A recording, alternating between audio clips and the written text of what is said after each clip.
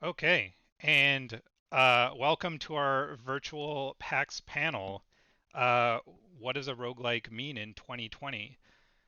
My name is Clint Tasker. I'm going to host this panel. I'm half of Thorium with my partner Derek Johnson. We make Undermine.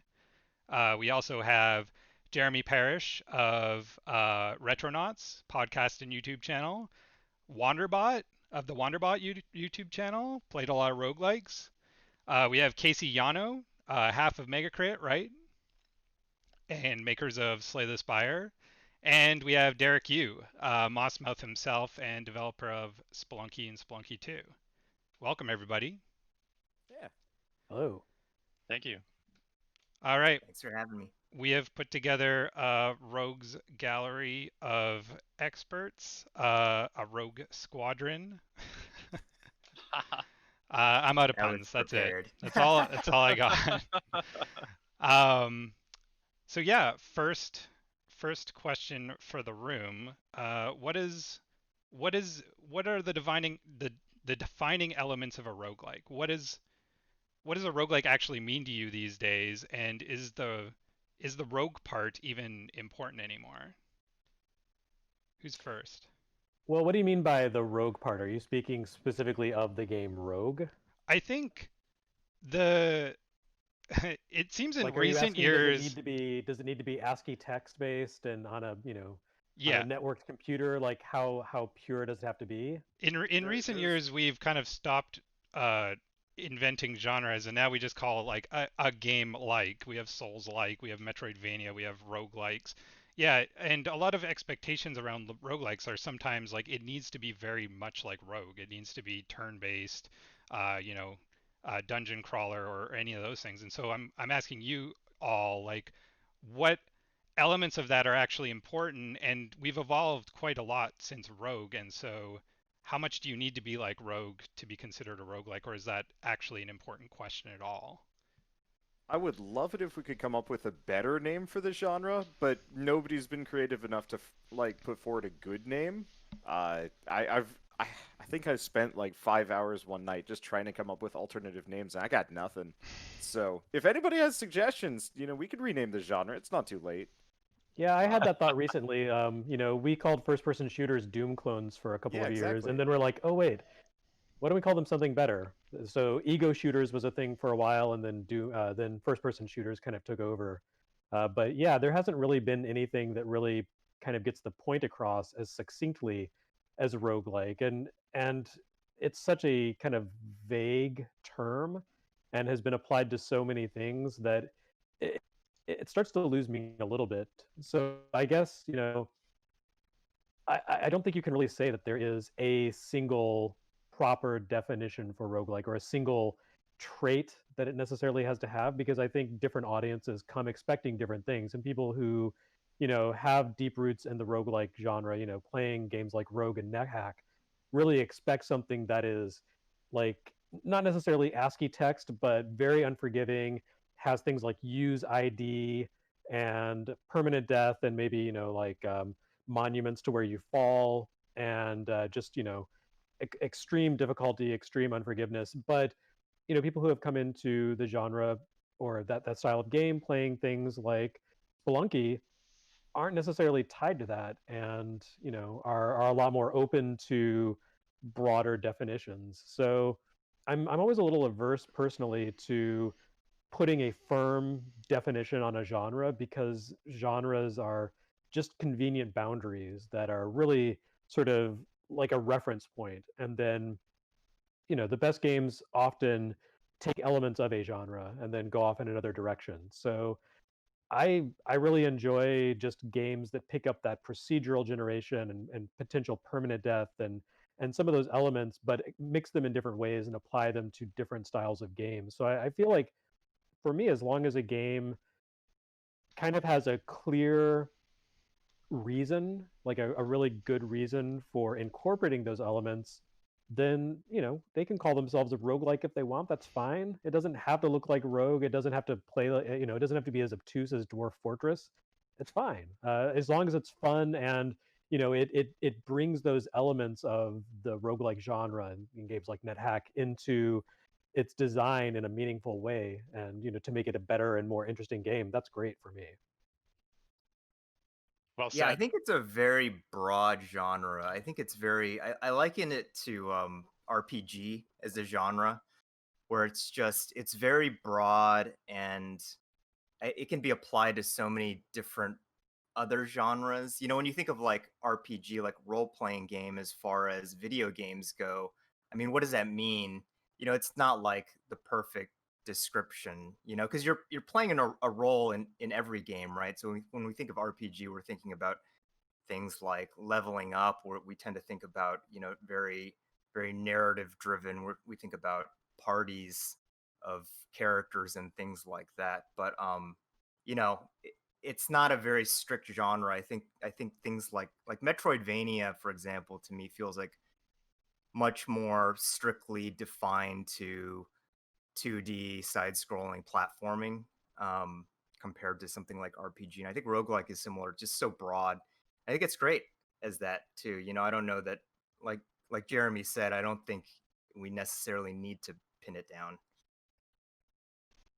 I got a quick question before we move away from you. Did you call Spelunky a roguelike when you were originally making it, or is that actually a retroactive description? Because I remember playing it in 2008, and I don't remember people calling it a roguelike then. Yeah, I mean, whenever I described it, I always described it as roguelike inspired. I was pretty careful not to, step on the toes of the traditional turn-based dungeon crawling roguelikes. I was pretty careful to call it like a roguelike inspired platformer. Okay. And yeah, that didn't last that long. I think it was really with The Binding of Isaac where people started calling The Binding of Isaac a roguelike, and then yeah, like you said, retroactively calling Spelunky a roguelike also. And then that's when the traditional roguelike community started to feel like, hey, people are taking our name, and fighting back. These days I feel like nothing is really called a roguelike, like just roguelike. Like the original roguelikes are called classic roguelikes or traditional roguelikes, and games are called roguelike platformers or action roguelikes, or roguelike deck builders and things like that. I feel like, yeah, I don't know what would fit the definition of just a roguelike these days, other than maybe like a very broad kind of umbrella category that includes everything that's roguelike adjacent. It's Yeah, it's interesting. I don't think it's a definition that we can really turn back at this point to just strictly defining those old turn-based. I mean, I shouldn't call them old. People are still making them, but like the traditional rogue, like Rogue with ASCII and all that. Like I think that, I don't know. I'm kind of a descriptivist when it comes to definitions, anyways, and it just feels like the genie's out of the bottle a little bit. yeah, I think for like modern kind of roguelikes, I think what the descriptor means to me at least is it almost just means run-based gameplay. Like you can I feel like that's the framework that you really like if you think of Slay the Spire, or you think of Binding of Isaac, or you think of even Moonlighter or some of the lesser known ones. It's just really like permadeath is obviously part of that because permadeath is the end of the run, but it's that encapsulation of gameplay over a short amount of time and then something that you can repeat over and over and over again. And now with the addition of like the roguelite elements, the things that continue from run to run, is just kind of a natural evolution of that. And the reason this is a question for later, but like the reason that appeals to me nowadays is as I get older and have less time to play games, having a, a self-contained game that like kind of limits how long it takes is really valuable because I can take it in bite-sized pieces as much as I want. Whereas like an open world like third-person action game can feel very daunting or overwhelming. Yeah, to kind of make a counterpoint to what you just said about the run-based gameplay and permadeath, consider that the most played, the best-selling turn-based roguelike interpretation is definitely the Pokemon Mystery Dungeon series, which has a lot of those elements. It comes straight out of Shiren the Wanderer and the other mystery dungeon games. But the base game there doesn't have permadeath. You keep your levels when you die. You lose like half your inventory when you die, as opposed to everything. So there is this like safety net built into that stands in kind of stark defiance to what that genre is theoretically about. And you don't really get into the really super challenging modes until you get into the post game of a Pokemon Mystery Dungeon game, and that's a lot of people's kind of reference point. So even then, like it does kind of call into question what is absolutely essential to make the genre the genre. Mm-hmm. Yeah, it's There was interesting. When I hear run based, I think about the fact that video games really started as run based games in the arcade, right? Like the original run based games are just arcade games where you don't continue with quarters. And then as video games have evolved, I think that's I think that style of playing games is really, now it's seen, I think, is very old fashioned, where you you play a game from the very beginning every time. And I think, with roguelikes, I think what it's done is it has it's a way of, kind of bringing that run based game back, but with a randomization. Because the other thing is that arcade games also have permadeath if you just choose not to continue when you die. You just so like it's interesting to me because there's a lot of, I think, similarities between old arcade games and roguelikes. I think the big difference is the randomization and maybe the depth of the interaction. And I think those two things, it's really like, to me, it feels like adding those two things to that old arcade style gameplay in order to kind of make it palatable for modern audiences. Whereas, I think with other genres of games, we've moved more towards open world exploration, these kind of longer form styles of games. Whereas I think roguelikes in a lot of ways are like, especially the real time, like modern ones, are like a way of sort of preserving that arcade style run based permadeath 1cc style of gameplay, while basically making it like interesting enough for modern audiences who don't want to just play like the same level over and over and over again until they've mastered it. Yeah, the arcade description is really apt, and that's something that I kind of realized for myself back. Oh man, it was like 2008 or so when Sharon the Wanderer came out for DS, and I was reviewing it and trying to express the appeal of this game because at the time there, in the kind of console gaming space, there wasn't really any kind of widespread acceptance of that style of game. People would say, why would you want to play this? It's bad. It looks bad. It's not friendly. And I think in my review I said, like, you just have to approach this like Super Mario Brothers, where you play for a while and you run out of lives and you die, and you don't hate Super Mario Brothers because you have to go back to the start and play again, because you've learned things playing. That first run, you learned how the levels are laid out and where the power ups are and how they work and how enemies attack, and so next time you play, you do a better job of it. And this is the same thing. It's just in a different kind of presentation, a different paradigm. But the core appeal is still there, and it's very much about kind of learning the ropes and making mistakes and picking yourself up. And when you make a mistake and then learning from that and avoiding those mistakes in the future. And the randomization element is a big part of it, because you can't just memorize, this enemy is going to attack here and this object going to appear here, and I can count on that. It forces you to improvise and say, well, this enemy, there's twice as many as I expected, and I have a completely different tool set than I did before. How can I use these tools to come out of this situation and still survive? And that's, I can see where that doesn't appeal to everyone, but I think as indie developers especially have really started to apply that methodology back into action games. It's made for some really interesting combinations and game variations that 15 years ago no one could even have conceived of, and it's great. It's exciting. It feels really fresh and new and different. Yeah, so Casey, when you were developing, so kind of the same question for you is when you were developing Slay the Spire, were you intentionally making a roguelike, or did that description just kind of fit afterwards? I think the core premise of Slay the Spire was not to make a roguelike per se, but it was to make a deck building game. So both Anthony and I, when we were working on the game, we wanted the core experience to be focused on the deck building, which we thought was missing in like the card game community, and not like we weren't looking at it from like a roguelike perspective. And at the time, I also happened to be like obsessed with roguelikes.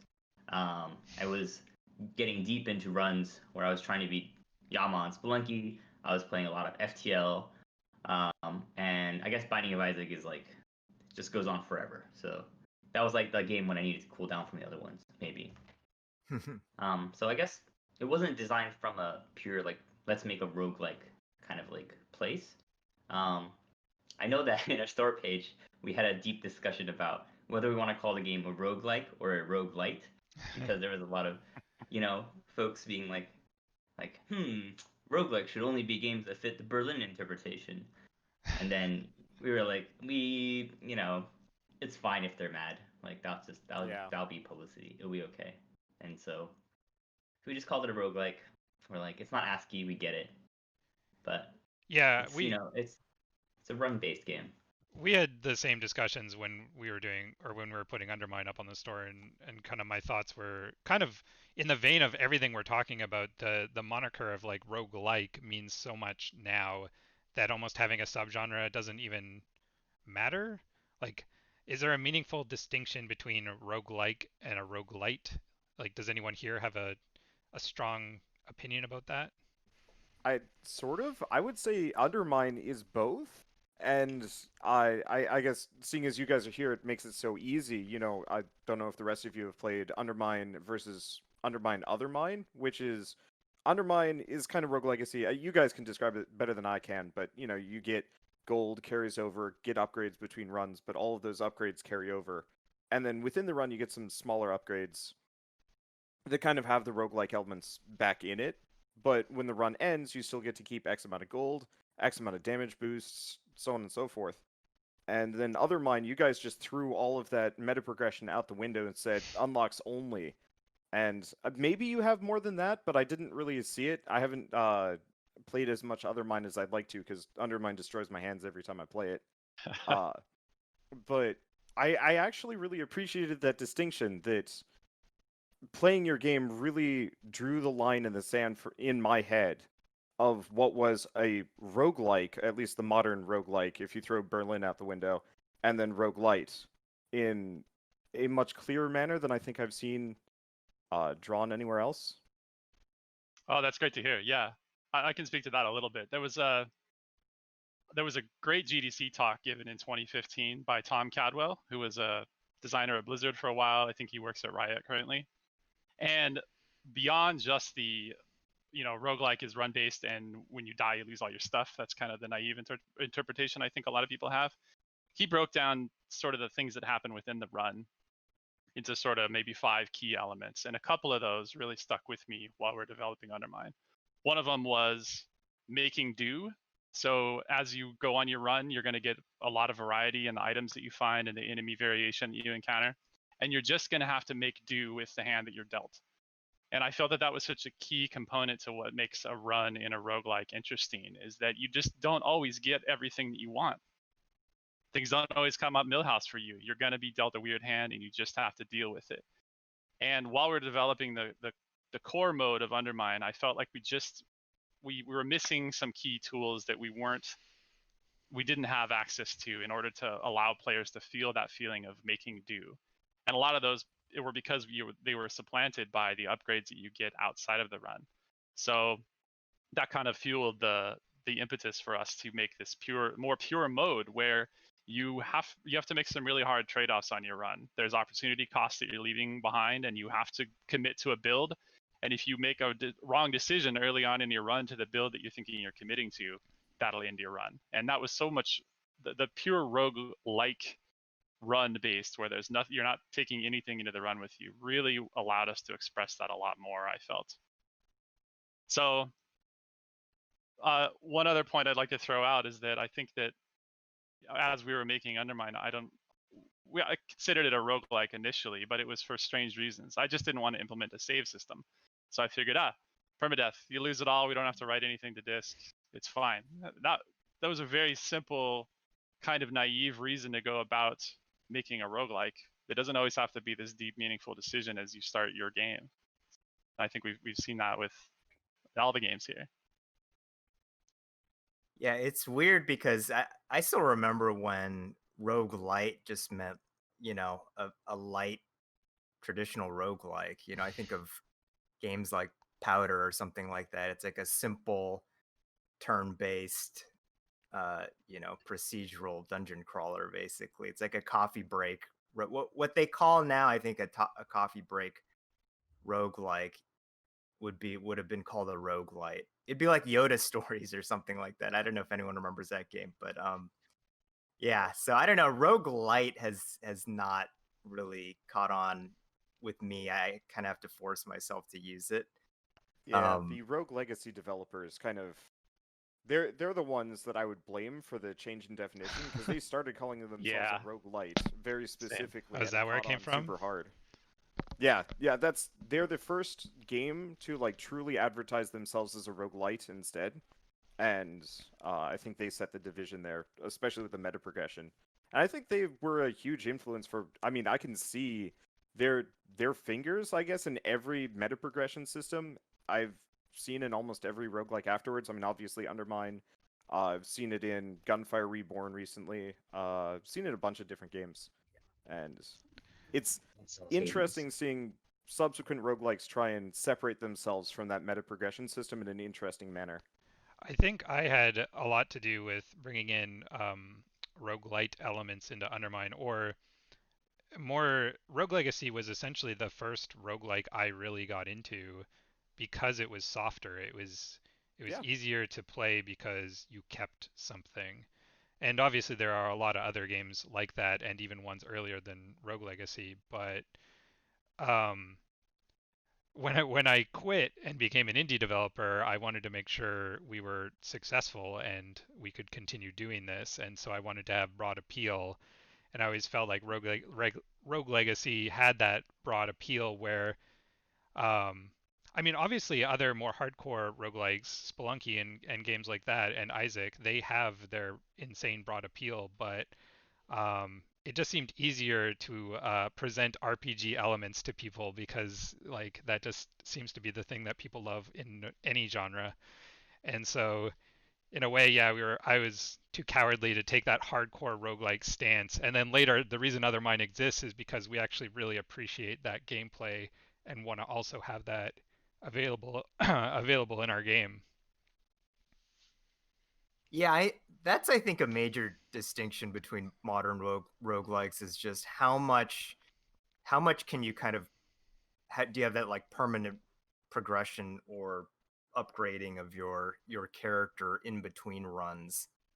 And yeah, I think it's just like a what style or do you like best and what are you going for your particular game. But I do think it is a major distinction, how much do you keep between runs and how much do you improve like beyond your own skill. What does the game kind of give you in between runs to improve and level up. I think that's a pretty major distinction.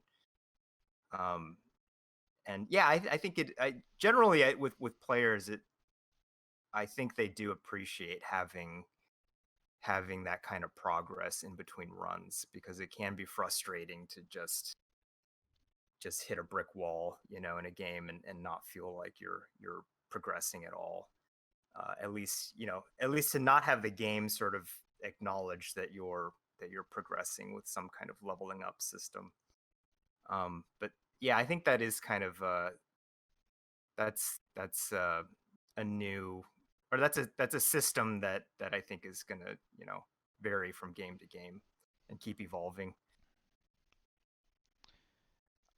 So why do you all feel, or why do you all think that this genre it seems to be getting more and more popular? Or maybe, I don't know if it's reached its peak, but you'll see comments I mean, there's definitely negative comments out there of like, oh, another indie roguelike, and people almost roll their eyes now. But it does feel like it has kind of penetrated the mainstream almost, and now we're seeing it applied to a lot of different genres.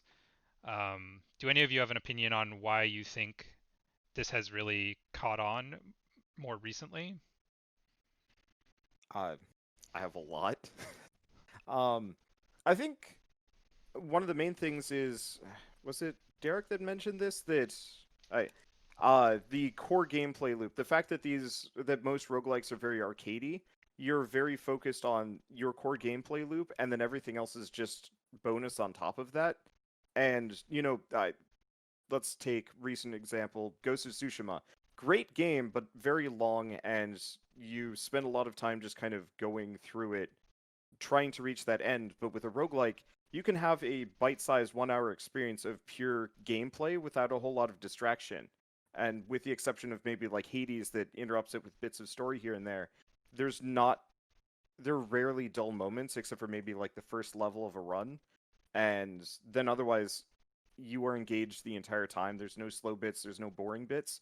And then you're done and you move on and you can do another run or you can stop and get back to work or something like that. And I think that appeals to people in a way that, most other games are an investment that you can't just sit down for 2 hours of, well, Ghost of Tsushima, Persona 5, whatever. You can't get 2 hours in and really feel like you made it somewhere. But I could beat 3 runs of Slay the Spire in that period of time and feel fulfilled, or disappointment if RNG is not my favorite. But like that feeds into itself that it doesn't always go my way, and so there is that feeling that I want to play more. And then you're never done. I am done with a billion games at this point. I don't know how many games I've completed, but I don't have a whole lot of compunction to go back to anything other than the roguelikes because there's still always something left for me in a roguelike. Most of the time. Yeah, that actually that brings a question to my mind that is kind of unrelated, but like, do you think a roguelike owes it to you to be beatable every single time? No. Or is it I okay if a run just ends you? I think if it ends me, I prefer it if a roguelike ends me in an interesting manner, that it feels like a struggle. I've definitely had a number of runs where I'm just like coasting on absolute blandness and I just want to die to be, to have that RNG. And so I don't need it to be beatable every time, but if I'm going to get crushed, I do want the roguelike to make it interesting that I am getting crushed. I guess Slay the Spire is an easy example. The Timekeeper. I can't tell you how many times I'd run into one of the last bosses who you were given a set 12 actions before he stops you and then gets stronger and then hits you. And so you can play only 12 cards in that period. And I have a number of runs where I would have shivs, very low, weak weapons, weapon cards, I don't know, weak damaging cards, and you play 30 of them in a round because you can generate that many. But running up against the Timekeeper, it's a hard wall and my build is doomed. And I didn't know that this boss was coming until I hit the 3rd tier, and so maybe I can scramble to fix my build, come up with some kind of hard counter. Or I'm just screwed and I'm just trying to make the most of it, but it feels interesting because I tried my best. And so I don't feel like every roguelike needs to be beatable, but losing has to be just as fun as winning. Maybe. At least it should be. Yeah, I always really enjoy the mystery dungeon games, the kind of the core ones like Sharon the Wanderer, because they are built heavily around the developers know that you're going to die a lot, and that not every run is going to be successful, and that you're probably going to fail more often than you succeed. And so there is, we were talking about the metagame element earlier, and uh, there your character himself does not have any sort of metagame growth applied to him. He always starts out as 0, like level 1 at the very beginning. But there are elements like the town and the warehouse where every time you play, you can invest money into shops or into restaurants or into people who need help within the towns. And progressively, as you play, the investments you make there will accumulate. Or you can store a weapon that you really like in the warehouse where you don't take it into the dungeon, but you can apply hone it with scrolls and things like that to make it more powerful. And so every time you play, you put a little toward that, and it makes the game a little easier because the helper characters will come out more often, or the restaurants might give you food to buff you as you go into the later portions of the dungeon. And those aren't things that are available in the early runs of the game. They're only possible because you're going into the dungeon, you're making it further, you're saying, well, I'm going to take some of this cash that I've earned and I'm going to spend it here in town before I head back out into the dungeon. And it does build you up over time. And so yeah, I think if a roguelike is built to take advantage of the fact that you're going to fail, then it means that failure isn't quite so damning. It doesn't feel so frustrating because you've made some sort of progress along the way to help future runs. Now, is it possible, though, if you understand Sheeran inside and out, to beat it on the very first run? I have beaten Sheeran a long time ago, but I don't remember exactly how it works. Is it possible, like, if you're an expert at the game and you just pick up a clean save file, can you beat it on the first time? Probably, but it's going to be really hard. You're going to hit rust traps that'll cause your armor to rot, or you'll come across things that you don't have the ability to counter. And there's no way to counter everything that the game throws at you every time, but the longer you play and build up, stuff in your warehouse, then you can say, well, I'm going to take this into the dungeon and be better prepared. But yeah, I'm sure it's possible to beat the game on the first run, but I don't think it's really built with the assumption that you're going to do that. I think you'd have to get a really lucky RNG on that and Okay. just make some very good decisions that pay off by pure luck. Okay. It would be luck based at that point. Gotcha. It is kind of like an interesting divide because the thing that we found with our game, like our game is kind of balanced in a way like Dark Souls, where you could beat the entire run on your very first try, but you'd have to have perfect play, and also the later enemies would be insanely difficult for you to overcome because you'd have no upgrades. And obviously, a game like Spelunky, which is also an action game, like if a player can play perfectly and like they'd have to have knowledge of the game beforehand probably, but they could beat the game on their first run as well. Whereas a turn-based game like Spire that employs more strategy and because like Wanderbot said, when you've invested into a certain deck type, you can run into a wall that's very hard to overcome. Um, it does feel like if you're going to make a strategy or a turn-based game in this vein, you do have to deal with this question more because you're probably just going to have walls in your game that are impossible to overcome. Where action inherently has the player's skill that can overcome any obstacle, no matter how underpowered you are, as long as you have patience or insanely good play.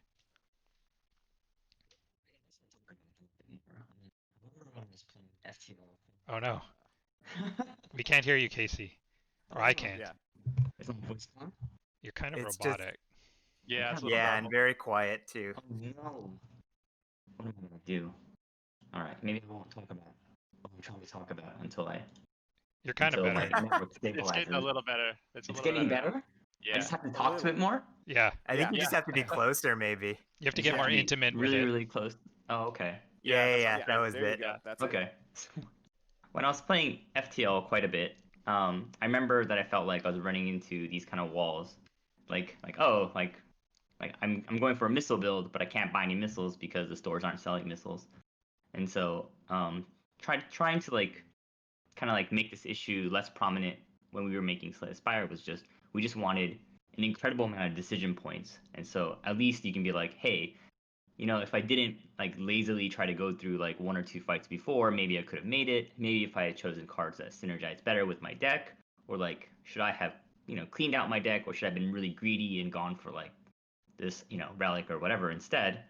And so I guess adding more and more decision points tries to mitigate that. Obviously, things can still not go your way in many other aspects at the same time.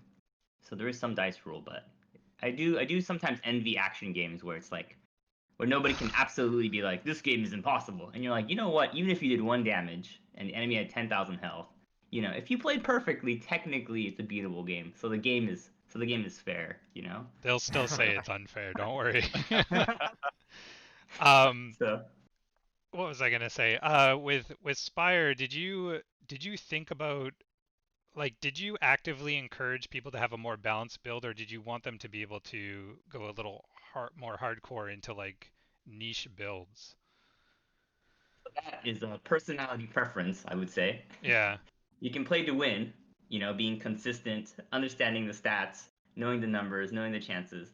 Or you can just be like, you know what? Like, I just want the weirdest stuff to happen, so I'm just gonna go full chaos, right? And that's like Yeah. a distinction that you are allowed to make based on how drunk you are, okay? And that's like, just do it.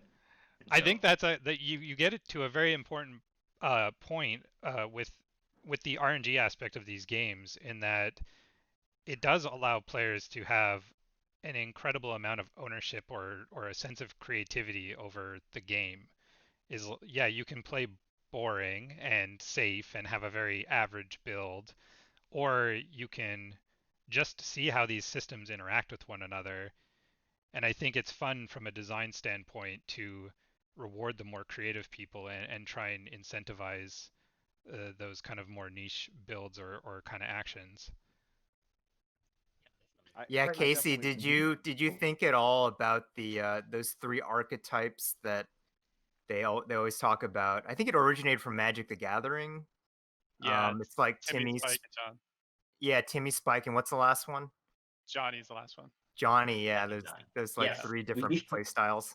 So Yeah. so my partner in the game is like the card game guy. And so to me, I'm just explaining like roguelike mechanics and roguelike mechanics, and then just like trying to find ways to make a game more accessible. And I also just enjoy designing content. And my partner Anthony, he really enjoys talking about kind of like the whole meta of like how card games should be built like compositionally. And so when we create cards, we definitely have a lot of tags of like what kind of category of cards they are. These are cards that are more simple, that work with a variety of builds, or sometimes they're like go all in on a certain type of build. And we just have to make sure that the composition is really good. Otherwise, it would just feel like if you don't go crazy, the game won't feel fair, and or the other way around, where like creativity isn't rewarded. And we just have to tweak that over a very long period of time. But those are just learnings from apparently card game design. So that's interesting. Your team is like split right down the middle with like a card game person and a roguelike person I would, to make yeah, I would to make a definitely agree with that. roguelike deck building game. Yeah, I wonder if there's like if there's going to be a market for, you know, roguelike specialists or consultants, like how to integrate roguelike elements I will roguelikeify into your a game. gaming. Yeah, exactly.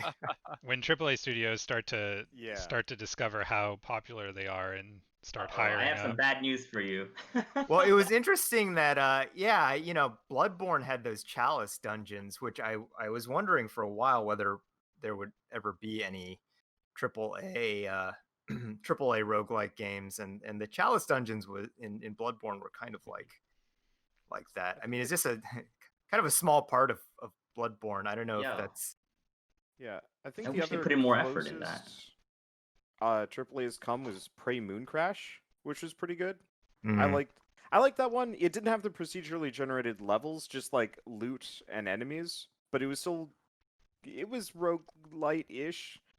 But I think that's the closest it's come. I think the big problem is just no one's ever fully committed to a roguelike style within the AAA market, just because it's probably unsafe, and if you don't do it, you're doomed. So make that open world RPG. The Part of roguelike. Okay.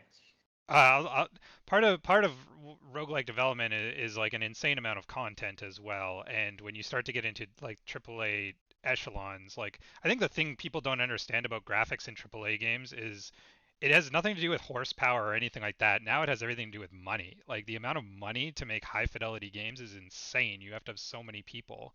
And so layer that on top of like Slay the Spire probably has like, do you have over 1,000 cards? Does that exist? I think we have, let's see, we have 75 per character. I think it's about 350, 400. Okay, so But 400 cards in Spire. Undermine probably has like 400-ish items as well, and so then you start to get those numbers into like AAA, like artist values, and it gets very expensive. Yeah, I mean, I think roguelikes are, it's a very uncontrolled style of game. I mean, you're designing rules and kind of seeing what comes out of it and trying to create as many possibilities as you can. And I think successful with a successful roguelike, the developer, by the time they release the game, really can't even see all the possibilities. And I think that that's a lack of control that I think is kind of difficult for AAA studios to deal with. I mean, you're sinking like millions and millions of dollars into a game, and I think not having that control over your game by the time it releases, where there are like a billion different little edge cases, I think makes it kind of a tricky prospect, or not as appealing a prospect.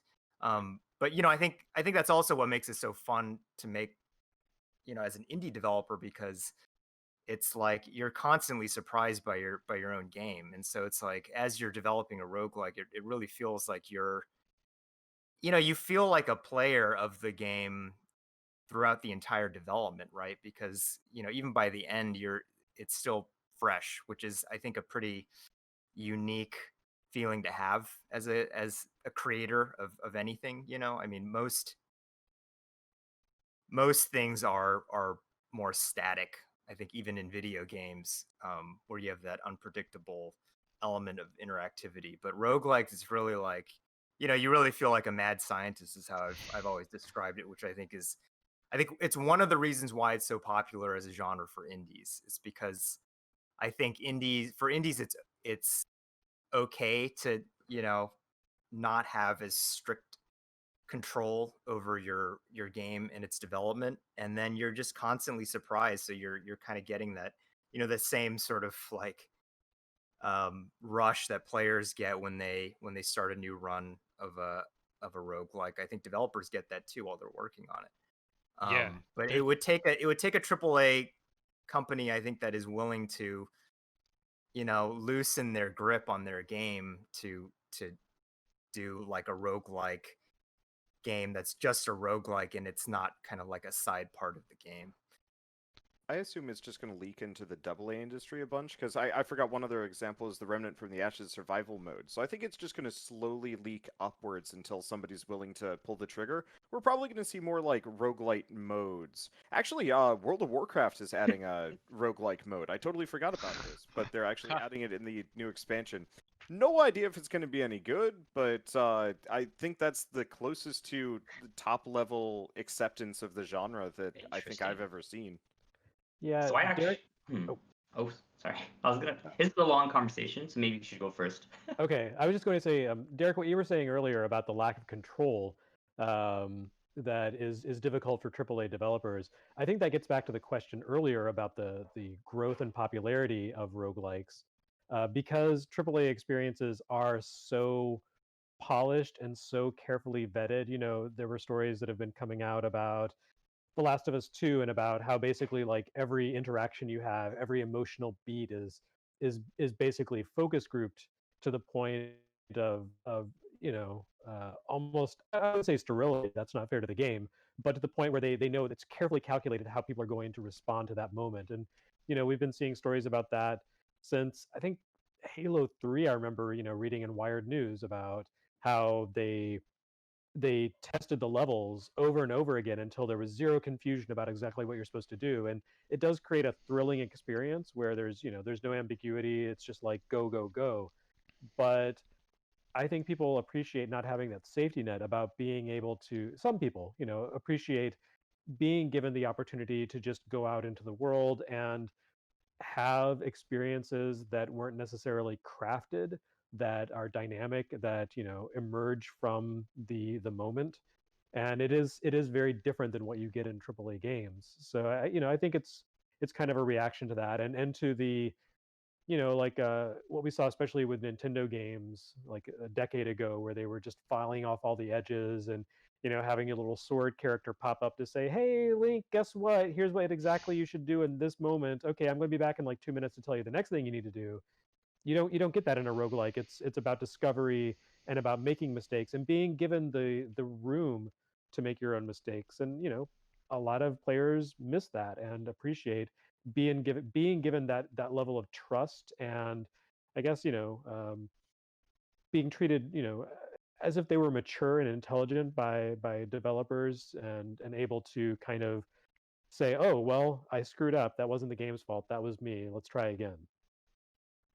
Yeah, I mean, I think if you have a big budget as a AAA game and you want to give players more freedom and more agency, you're gonna just make like a giant open world. Like you're gonna take that budget and you're just gonna make like a huge land to explore. Whereas I think roguelikes, it's a similar thing you're doing.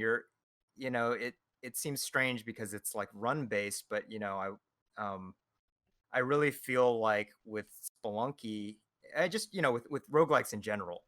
But when I'm working on Spelunky, I've been thinking about it recently. Like it's a type of open world in some sense. If you think about like all the different possible levels that you get, if you put them all side by side, in a lot of ways, it feels like you're creating this huge space, even though it's every time you play it's narrow across like a lot of runs. I think there's a feeling of an open world, and that's something that I've been kind of playing with Spelunky too, with like multiple branching paths and stuff like that. So I see a lot of parallels, I think, between AAA studios designing these giant open worlds like, I don't know, GTA Breath of the Wild, and indies making roguelikes, because I think they both give the player a feeling of agency and freedom in what they want to do. But with roguelikes, it's more like you're doing it in these smaller slices. So yeah, I don't know. I think it's one of those cases where I think with indie game developers where you see a possibility within the constraints that you have to work with as far as those limited resources go. Yeah. So I don't know. I have a designer friend who is adamant that PUBG is a roguelike. It's run based. Every time you drop in, you're dropping in a different area on the map. Sorry, we can split this. Everyone is stomping on Casey's hot takes. No, I think that's totally true. I think it's a great observation, yeah. And I think the gear you get is random. The encounters that you encounter are random. It's just a quick run-based thing, and you get better at the game. It has all the elements, all the interesting trappings. Yeah. Go ahead, Casey. I was just gonna say that. Hey, a AAA company wanted everything they wanted from roguelike, right? Infinite replayability, chaos, emergent gameplay. It's great for streaming. It's bite-sized, and on top of that, right? It's a social experience as well, which is very difficult for indie developers to make. Network games in general are very difficult. Mm-hmm. And so I was just like, I guess battle royales are the roguelikes for AAA. Like, at least like between my developers and we always talk about the same kind of things.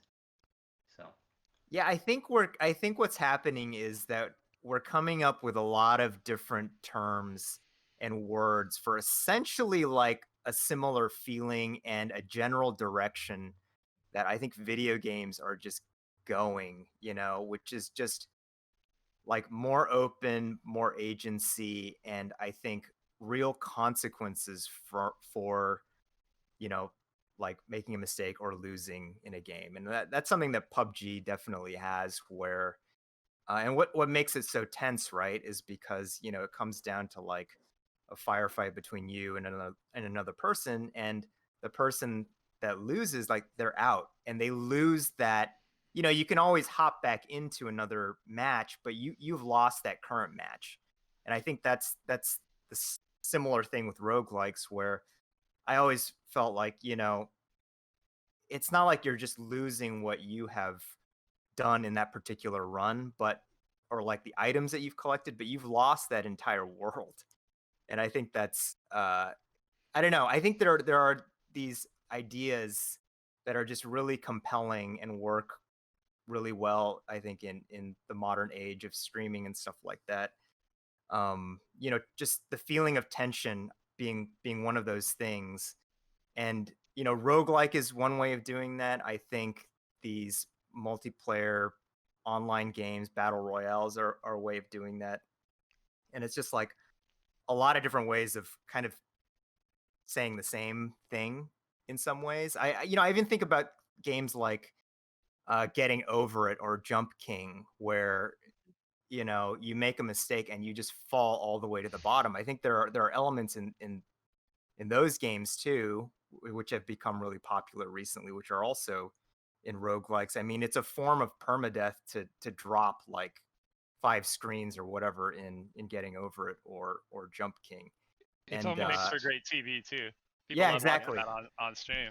it's Yep. almost Yeah, exactly. counterculture to like the like mid 2000 early or late 2000s game design of like those games are getting very handholdy, like Jeremy was saying earlier, and like a save checkpoint would go off like every 5 minutes or even less than that, and then kind of starting with maybe even Demon's Souls, it comes out and everyone's like, oh yeah, hard games are actually good, and we don't need this handholding, and roguelikes are just like an extension of that. I mean, they've been there the whole time too. Um, but going back to the emergent gameplay that Casey was talking about and the mad scientist thing, I think as a developer, this genre is very attractive because there's that moment where you're developing a roguelike and your game surprises you as a developer, which like is a very like in any other genre it never happens. Like the emergence doesn't equal what you're developing in a roguelike. And so yeah, when something comes together and you're like, oh, I didn't actually anticipate that interaction, and then it's even more exciting as a developer when it doesn't break and it doesn't cause a bug and it's actually fun. Um, but I think when you reach that point, you start to understand that your game is going to be entertaining for players. If you can surprise yourself, then players are certainly going to be surprised. And you have to have a lot of confidence as I think as a systems and mechanics designer, it's also really fun because you have to have a lot of confidence in what you're building so that those thousands and millions of interactions are going to bounce off of each other without causing like an insane amount of destruction. They're going to lead to more positive outcomes than negative outcomes. Yeah, no disagreement from anyone. Yep. On what you just said. I feel like it's maybe a little bit unfair to attribute that type of emergence to just roguelikes, though. To me, this is just purely a consequence of variety and well-designed systems. If you have a hazard system in your game and everything in the world can light on fire, then you're going to see some emergence just because you chose to have everything in the world interact uniformly. You don't treat items differently from enemies, differently from the player. If all of those are essentially the same entity and they can have all the same statuses applied to them, you're going to have that wild emergence happening. And we do see this a lot in roguelikes, certainly, but I think that this is just more of a good fundamental game design decision rather than any particular attribute of a roguelike. Yeah, I think the appeal of Breath of the Wild was that interaction, and like it was twofold for me. It was getting away from Zelda being the insanely handholdy thing that it had become, and also them really embracing just physics and things bouncing off one another to create like a really interesting thing. Um, I look forward to seeing where they go with that. Yeah. We sorry. I was just gonna say Oh. we have like 5 minutes, maybe not even that. This has been a good conversation. It's gone very fast. But what did you want to say, Derek? Oh, all I was gonna say was, yeah, I think the more in common that like a player character can have with a potion in a roguelike, I think the more, interesting kind of interactions you're gonna get out of it. Like at a fundamental level, if a player is very similar to a potion, like as close as you can get, then yeah, the more interesting it's gonna be. Are you saying you should be able to do everything to a potion that you can do to a box? You can pick it up, you can stand on it, you can throw it, you Yeah, that you can. should be able to, if you can do the same things that you could do to like a monster as to a potion, Yeah. as to a brick, I think the more interesting, the interactions are going to be and the more surprising. I don't You know, know. the closer it gets to real life, really. Yeah, I don't know how you guys Yeah. feel, but as a developer, often like you don't want to do things superfluously because it's wasted effort, but it almost feels like in this space, you almost develop things with faith. Um, you're yeah, like you're saying, like, oh, we're gonna let you do anything with this potion, which is an extreme amount of work, and you don't even necessarily see the payoffs, but then down the line, this interaction leads to this interaction leads to this other interaction, and then you realize, oh, the fact that I made it so that a potion bounces off your head just like a monster would, like it allows for this interaction to happen and creates like really special moments. Yeah, you should always have a bug in your game at some point where it is possible to try to drink a monster, basically.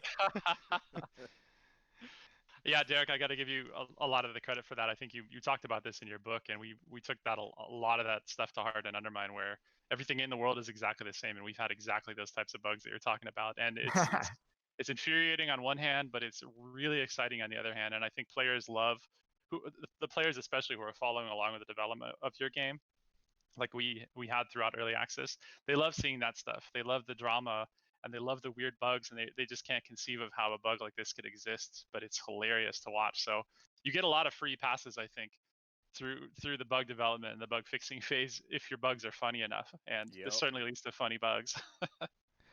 Well, with that, I have to cut it off. Even though this is a virtual panel, we still have a time limit. This has been incredibly fun. I love talking about this kind of stuff with all of you. Um, I think Spelunky 2 comes out a couple days after this goes live. When are you coming out? Yeah, around this time, it should either be out or it's coming out soon. Are you ready? I think so. Yeah, I think I'm ready.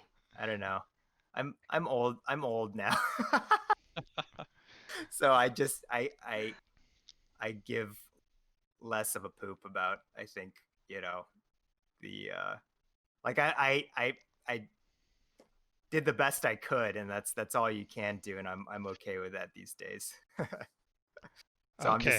I'm excited. I'll leave it at that. We are too. The world I think is holding its breath right now for Spelunky 2. So no Oh pressure, wow. Well, thank you. but it's a I wasn't gonna landmark say anything. release. I wasn't gonna say anything. It's going to redeem 2020. That's what everyone's banking on. Oh, Wow. Absolutely. wow, that's a high bar. Okay, well, Yeah. with that bombshell, good luck with Spelunky 2, and thank Thank you you very all much. for joining in this conversation. And that's it. See you later.